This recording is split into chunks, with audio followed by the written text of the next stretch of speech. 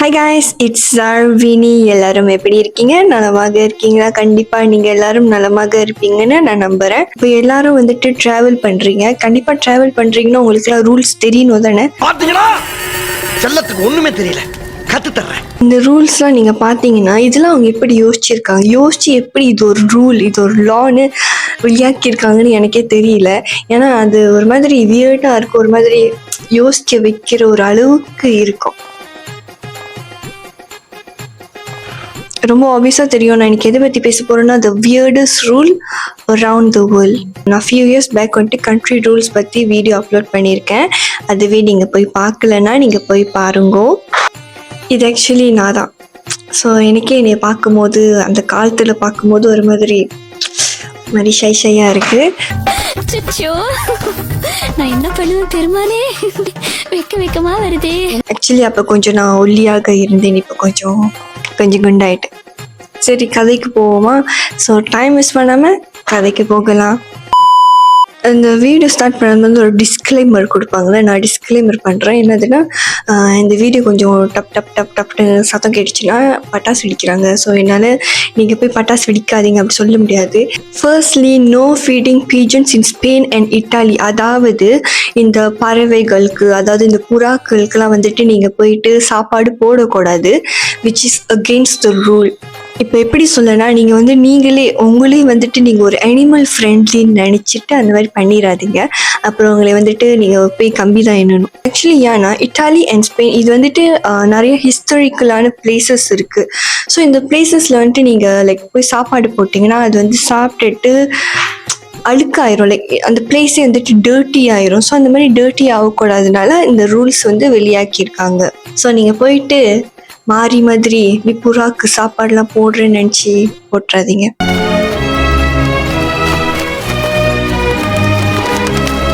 அப்புறம் second rule, அதாவது இரண்டாவது ரூல் நீங்கள் பார்த்தீங்கன்னா நீங்களே ஒரு மாதிரி என்னதுன்னா, no flushing toilets after 10 PM. எங்கன்னா சுவிட்சர்லாண்டில். அதாவது சுவிட்சர்லாண்டில் வந்துட்டு 10 மணிக்கு மேலே நீங்கள் ஃப்ளஷ் பண்ணக்கூடாது டாய்லெட்டில்.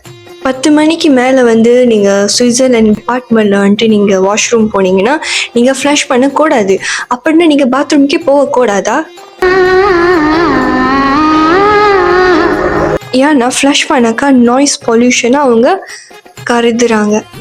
எனக்கு ஒன்றும் புரியல, யார்கிட்ட கேட்கணும்னு தெரியல.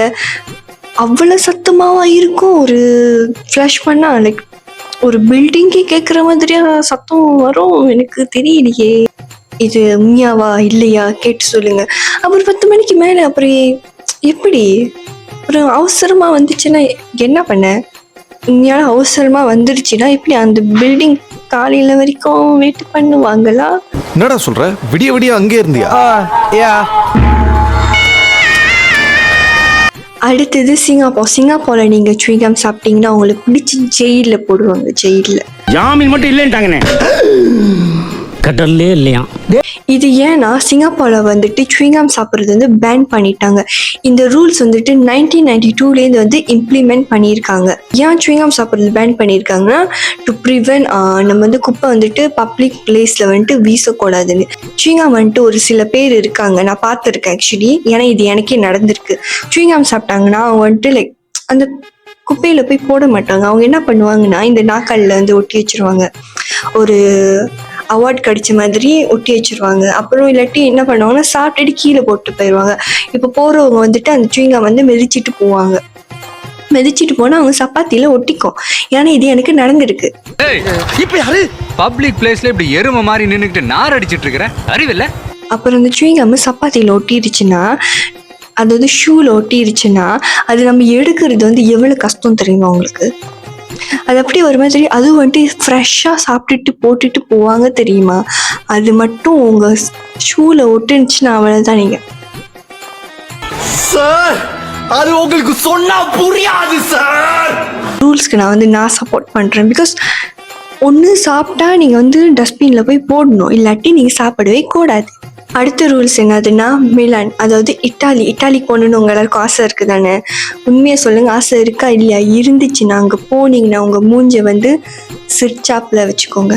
அதாவது சிரிச்சுக்கிட்டே இருக்கணும். வாய் விட்டு சிரித்தால் நோய் விட்டு போகும்.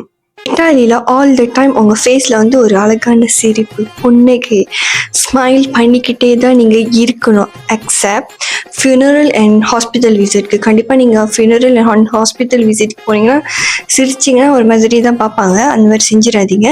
பட் மற்ற நேரத்தில் அது தவிர்த்து மற்ற நேரத்தில் நீங்கள் வந்து அழகா ஒரு சிரிப்பான் பாரா.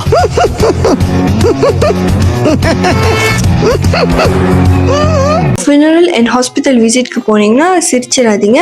மற்றபடி நீங்கள் ஒரே ஸ்மைலிங் தான் போங்க. இட்டாலிக்கு போனால் ஸ்மைல் மட்டும் தான் நீங்கள்.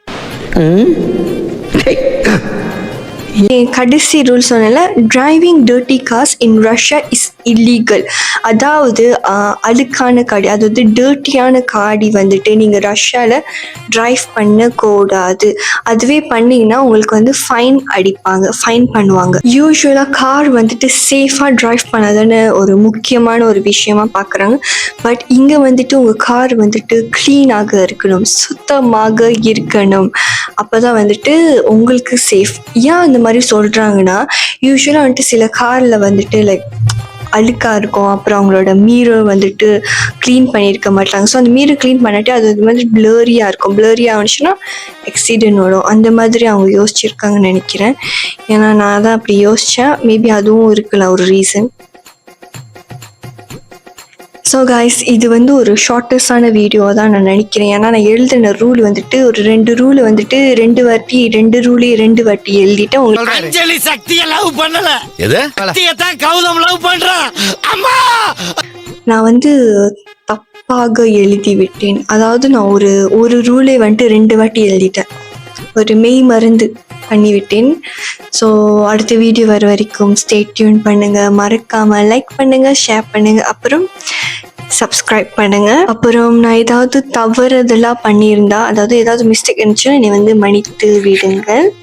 அப்புறம் அனைவருக்கும் என்னுடைய காதல்ஸ். அப்புறம் டாடா, பாய். நாய்ஸ் பொல்யூஷன் ஆகும். யாருமே இந்த மாதிரி சத்தம் போடல. நேற்றுல இந்த ஒரு மாசமா நான் வீடியோ போடல. அப்போ யாருமே இந்த மாதிரிலாம் சத்தமே போடல. ஒரு சத்தம் இல்லை, ஒரு எதுவுமே இல்லை. அப்படி டென்ஷன் ஆகுது. ஓகே, ஒரு மாதிரி சத்தம் இதோ அலி அண்ட் ஆரம்பித்து வாயில். ஓகே, ஃபர்ஸ்ட் ரூல், சூடாக வந்துச்சுன்னா ஃப்ளூ வருமா? எனக்கு வருது, யானே தெரியல. இருங்க கொஞ்சம் நேரம். நான் வந்து ஐயோ